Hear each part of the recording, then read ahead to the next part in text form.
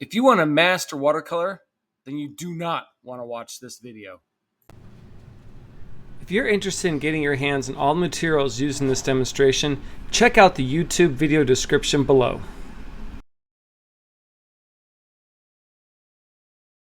Hello, welcome to this painting demonstration of some easy beginning watercolor flowers. I'm going to be using several brushes today. This is my number 4 Richardson. Everything's rubbed off on the handle. You can't see it though. My number 6 Richardson. And I'm probably going to be using a number 2 squirrel mop brush also. So these are the 3 or 4 brushes. I'll maybe using another one too for details, but I'll definitely be using these 3 brushes during this video. Now, one of the hardest things about when you're painting florals is you want to just kind of simplify and keep the shapes pretty basic. And if it helps, print out some pictures of some florals to get some ideas. But what I'm going to do first is I'm just going to lay down some color here. I'm going to make a tulip. And what I'm going to do is I'm just going to put down, I'm just laying down a bunch of water. And what I'm going to do is I'm going to drop the water into the tulip. And this is kind of hard to see because we're just putting the water down here first. I'm going to leave a little bit of space between where the blades of the tulip will be. Drop more water into that. And then I'm going to mix up some color here. Let's make this kind of a purplish reddish tulip here. So I'm mixing up a bunch of color on my palette right now. Make sure it's nice juicy water color, and then I'm just going to drop this right into here. Now you're going to find this is going to spread quite a bit, and that's what I want to happen. So we're working wet and wet. So I wet the paper first, and then we're dropping the color into it second. And the more you move it around, the more things are going to happen with it. And if I forgot to get some water into some areas, and I could come up here and paint that. And I'm pretty much just going to let that sit and do its thing. Let's see what happens with that. And while the first tulip is drying, I'm just going to kind of monitor and see what happens with it. So we dropped in water first, and then we added color into that second. What I'm going to do is I'm going to come over here, and I'm going to make a shape of another little flower over here. I don't know what this guy's called. I'm just going to do just a floral shape. Water first. Pure clean water too. You don't want dirty water for this, as you will find it does pick up all the color that's in the water. So start with super clean water, and I'm not even looking at a photo reference. I'm just kind of keeping just flower shapes. I will leave a little bit of white spacing in here, so I'm not going to get just a little bit of it wet, so it looks like the edge, the petals. And then I'm going to mix up some orange here with a little bit of maybe some red. And ooh, that red is real strong. Let's grab another little red here. Mix that with a little bit of the purple I just used previously. And same thing, I'm just going to drop in some color. And I am doing this flat on a piece of paper too. If you do this angled, gravity's going to move everything the direction, and I don't want that right now. Now, I'm just going to let gravity kind of move things. You can see where I skipped the little angle to the white area, where I didn't get that wet. Now, the fun thing about this is, what I like to do now is come back in here with a thirsty brush, so the brush is drier than the paper. And what happens then is it starts to lift color off the paper, as opposed to put it down. And I use a paper towel to control the moisture on the brush, so I just take off a little bit of the color. And I'm going to get this section drier here.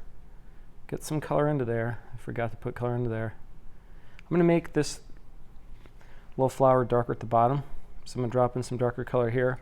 And then rinse the brush off and come back with just pure water, lots of water. And drop and let that touch and kiss. Now what that's going to do is it's going to create a water blossom, but you're not going to see it for like 10 minutes. Up in here, I've got a lot of stuff going on, which I think is kind of fun. I'm going to come up into here. I'm going to thirsty brush this.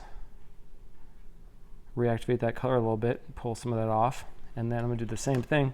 Rinse the brush off and come back with water and let it just spread out and do water blossoms. All right, now let's grab another petal here. Let's make another flower shape. And so this is going to be more for just, I don't even know the names of flowers. I'm trying not to be stereotypical, be a guy, but so I'm just going to do some bigger shapes here. Clean water. And I'm going to do a little bit of layering on this one. So there's going to be another petal that comes over here. And another petal that goes over that way. And then this petal, it's kind of hard to see because it's the light source, but just keep it flowery. That is now a verb. All right, and drop in a lot of water. I'm going to miss the center part of this flower because I want that to be darker. I don't want to paint that right now though. And then what I'm going to do is I'm going to rinse off the brush. Let's grab some blue, cobalt blue, with some of this purple we used before. And cobalt and some of the purple, which is rose of ultramarine. And I'm going to start at the center and kind of work my way outward. So I'm going to make that a little darker there, and then as it gets out to here, I'm going to lighten that up a little bit. I'm going to do the same thing over here. Drop in a little bit of color. Make it darker towards the center parts. If you miss some areas of white, just go back and fill it in. Rinse the brush off. Take off some with a thirsty brush. So now the brush again is drier than the color and the water on the paper. What that's going to do is it's going to lift color off as opposed to putting it down on the paper. And I could go in here and really kind of sculpt this. And the reason why you won't add water first is because water first prevents the color from soaking into the paper too fast. And I'm going to hit this with some water blossoms. If you don't put the water down first, you're going to find the color soaks into the paper too quickly, and there's not a whole lot you can do with it. It also depends on the color, and that's one of the reasons why you really got to play around with your colors and figure out which ones do certain things and which ones don't. Drop more water into here. This is starting to do some cool effects down here, as is this one here. Take off a little bit of this color, thirsty brush it. And let me see here. So let's think of another flower shape. I think I'll do some sort of like a rose shape. So let's come up in here and let's do, I'm going to do a little bit of a petal here. Water first. Oops, I can't even see what I'm doing here. I put that in the wrong section. That's all right. Water first. Now with roses, they've got lots of overlapping areas. You want to leave enough white space, especially in towards the center where it's littler shapes. And I'll make that a little bit larger. Let's bring this down here and make that even a bigger floral shape there. And bring this over here. And then what I'm going to do is I'm going to grab some more color. And let's make this a greenish. Green rose? Nah, that wouldn't look very good. White, you can't really do white on white paper. So I'll take some lavender color, or I'm sorry, jaune brilliant. But this color doesn't like blossom very well. It's just something I know from doing this. And drop in some color here. I'm gonna grab some of this red. Drop it down into here too. Remember, this is, so we're still working wet and wet.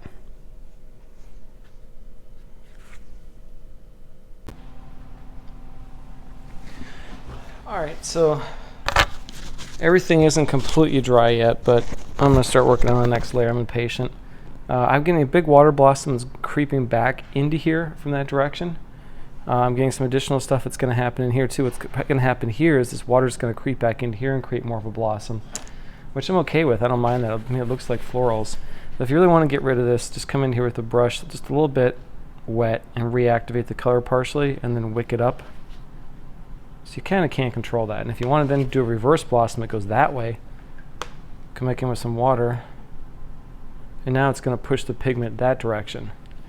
This guy's mostly dry, this guy's mostly dry, except up in here where I'm getting another water blossom creeping back into it that way, which I kind of like. So I'm going to go back to, let's go back up to this guy.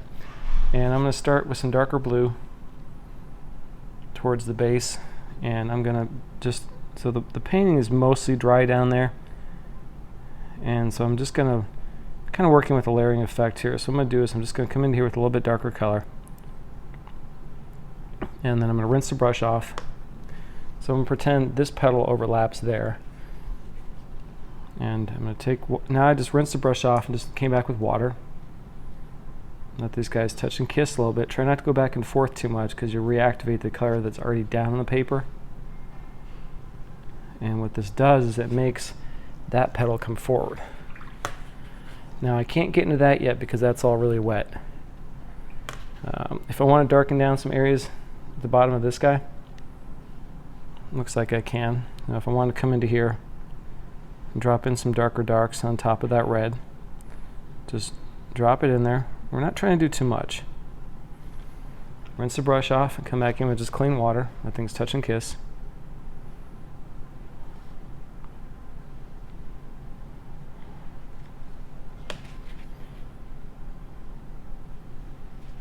No. When you do this, it really should be 1000% dry. I'm kind of pushing it today because I mean, I know I can paint this. I've done this 1,000 times, but I kind of mess up on the light here a little bit. Of the light source coming from the wrong direction almost, but I don't really mind that too much. I want to make this darker down here, and I kind of used just a hodgepodge of colors there. I used some of that jaune brilliant and some purple, and I got everything down there. So let's make this a little darker here. And then we're going to make this petal come up above. And then some little marks here. Rinse the brush, come back with water. Things touch and kiss. And I'll do a little bit up in here too, just drop some color here.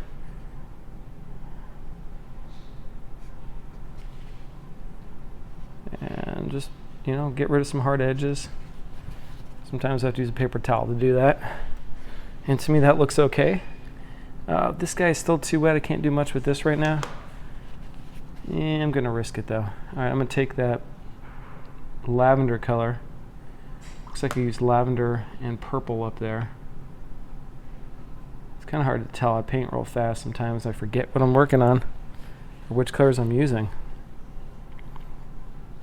Now let's make this a little darker on this side. It's still a little wet there, so I'm going to get kind of a soft edge in a few sections. But let's make this darker here. Rinse the brush. Come back in with water. Let things touch and kiss a little bit. And I'm going to keep this petal lighter here because that's coming forward.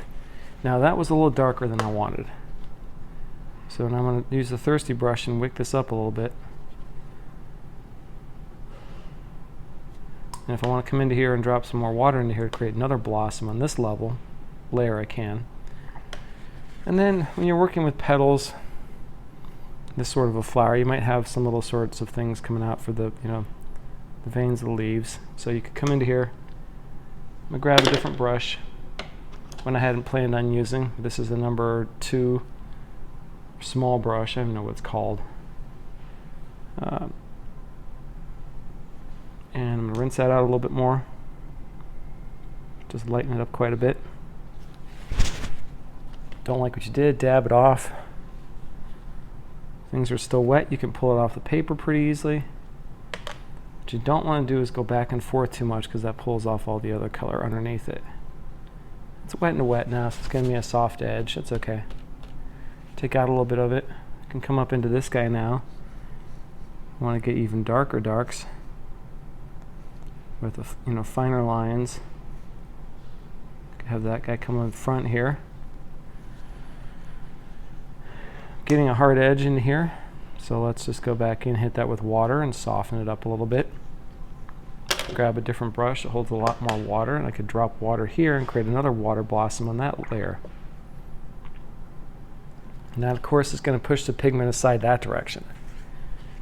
Now I'm going to come down here and clean this up a little bit because that color is coming back the wrong way. Just scrub back and forth a little bit, lift off some stuff while it's still wet. And if I want to go into there with some darker purples, looks like I was using Imperial Purple, which is a Daniel Smith color. Love it. I could drop some darker darks into here. Those are going to spread out, of course, because that's still partially wet. I didn't rinse the brush off completely. Wake up some of that with a thirsty brush. And I think I'm pretty much done with the flowers. So I did splatter some water here. It's still wet. You can get it off with a clean paper towel. Just dab with a paper towel and take it off. And then what you really have to do, because right now you've got 5 flowers which are just floating in space, lost in space, and that's not very good. So what we have to do is we have to get some sort of stems for them, which tells us where they are. And with the stems, that's going to ground us and tell us what's in the foreground and what's in the background. All right, so let's finish this painting up. It's still partially wet in some areas. You can use a hairdryer if you're careful, but you don't want to blow the paint all over the place. So if you use a hairdryer, just hold it up above enough of a distance and just go back and forth, back and forth. If you start to blow the paint all over and splatter it, you're doing the wrong thing. You're too close.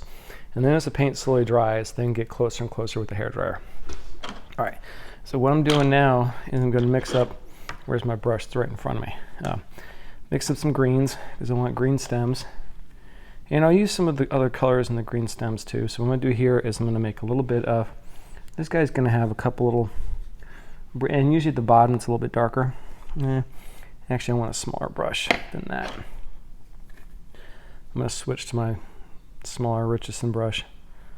And so mixing up some greens, and this guy's going to have a little stem that comes out in this direction and then attaches to there. Always grab some of these other colors too. So this is kind of a greenish blend of colors, and it's going to go behind this guy. And what this is going to start to do is this tells you what's foreground and what's background. Now I'm grabbing some more of my green color, a little bit of the blue cobalt which I used before, and this guy right here, I'm going to have it just come straight down here and go behind that guy, and that also is going to tell you what's coming forward, what's background. Now, this guy up here, it's got some red in him. Let's grab a little bit more red in this green mixture. And, ooh, that's still wet. That's the downside of trying to do this when you're live. I've got to be very careful about trying to record things. So make it a little darker at the bottom here. I'll grab a thicker brush now. Holds a little bit more paint than that other brush did, and I'm going to bring this down to here. This guy's going to go to the top of there, and then he has to pop out, so it can't just stop right there. It's got to come somewhere else. And then what I'm going to do is I'm going to lighten it up a little bit now, and so it's going to come out from the other side of this and go back behind there and stop there, and then come over this direction. So hopefully what that does is that creates more of a sense of hierarchy. I'm going to lighten this stem up a little bit, thirsty brush it. I want this one darker so it reads as coming forward. And then since I did that down there, let's lift this up a little bit.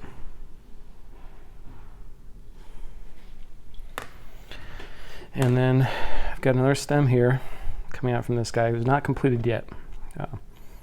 And his stem is going to go there, and it's going to come out this way. Now what I could do if I wanted to is I could put a couple little leaf shapes into here, into that stem. I'm going to lighten this up a little bit. It looks like it's super dark right now. It's probably not. And now we've got some hierarchy between all the stems. It kind of tells us what's foreground, what's background. We're going to make this guy come down to here. If I want to put like some more leaves, I could drop more leaves into here. What I do have to do with this guy though is I've got to get the dark spots in here. And so what I'm going to do is I'm going to mix up like some ultramarine blue, burnt sienna, with a little bit of the colors we've been using. And I'm going to come into here, and this is still wet in some areas. And I'm going to leave some white spots. You can see that's blending in. It's giving me a soft edge there because that's still wet. Which is okay. If it's moving too much, just go back in, wake it up with a thirsty brush, and then do a little bit of some of this area creeping out here just a little bit.